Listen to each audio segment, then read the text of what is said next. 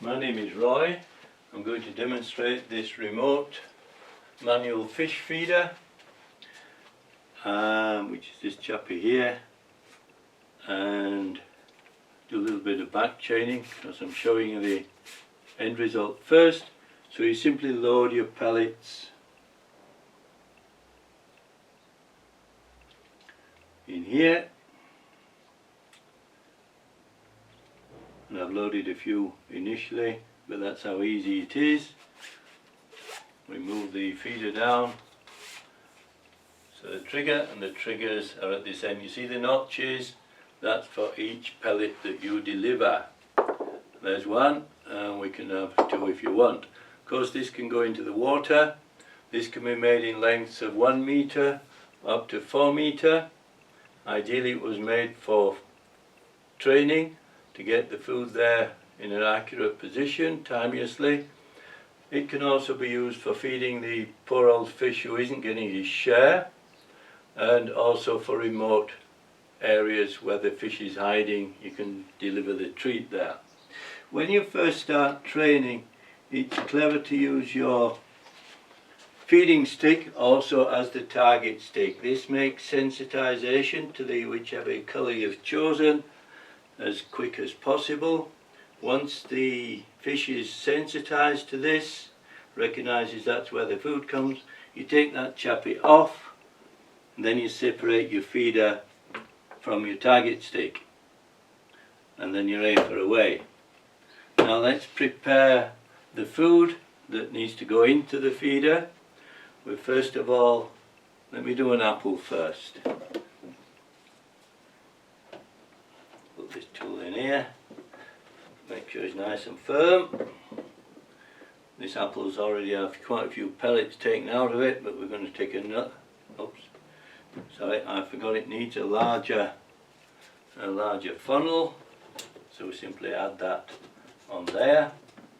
If you've got much larger vegetables or fruit, you can use the extra funnel, and then you're off. So let's do this apple first. Pop the apple in there. Make sure it's nice and firm. And then we prepare a pellet with this machine here. This is the main machine for preparing your pellets.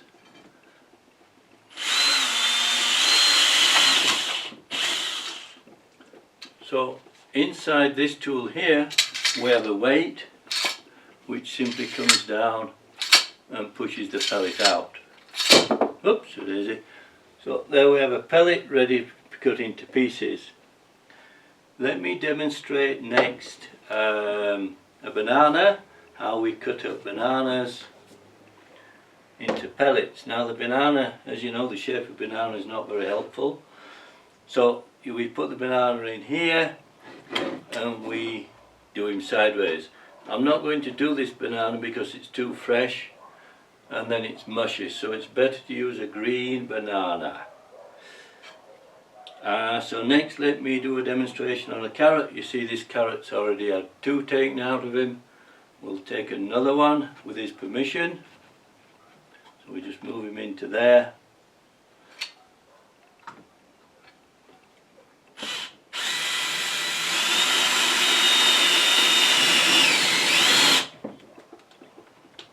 Now with the carrot, he's much harder. Ooh, the carrot's fighting. So again, we can simply push him out with the weight, and there comes the carrot. Oops, the carrot in 2. Alright.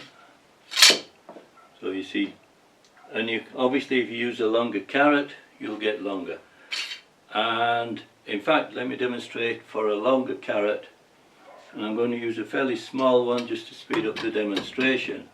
So before we put him into the machine here for cutting, we need to make sure the carrot's the right size. So he needs a little bit trimming off him, not much. Oh, he's a toughie carrot, but anyway, we can trim him down a little bit, and then he's ready to go. In fact, we can help him a little bit with a long Stanley knife. Just give him a couple of little cuts,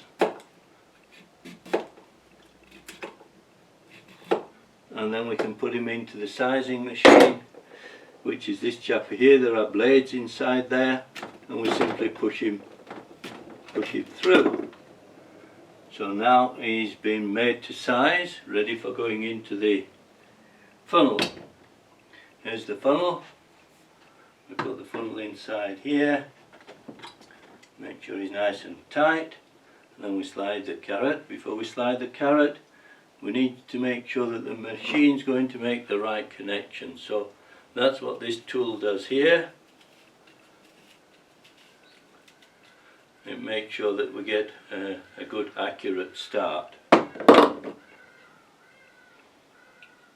Let's pop him into there, and then the machine.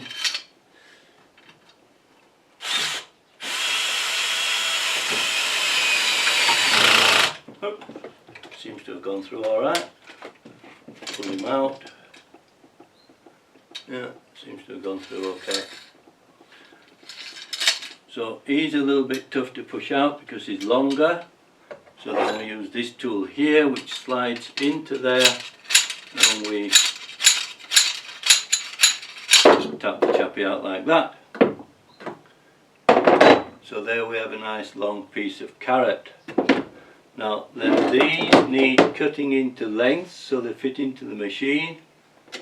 I like to use a long Stanley knife. So I'm just going to trim the end so it's nice and square to fit in the machine. And then this little piece of carrot here, we put them together because then it means we can cut two at a time.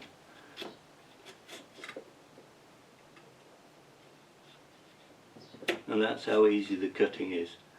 That's too short, so we reject that piece, but there you'll see we made 4 just by making 2 cuts. There we go. So then if it's a singular, we can cut this chappy in half, put them together, and then again we're cutting 2 at a time. So now with those cuts I've made 7 pellets. Now with the apple, and I've only got 1 apple for the demonstration, but with the apple we can use a knife like this, and I'm going to just straighten the end up first. But this set of knives will cut 6 at a time. So let's put them in here and demonstrate that. So I've only got 1, there we go. So now you see he's cutting them 6 at a time. And then as these pellets then fit into the tool,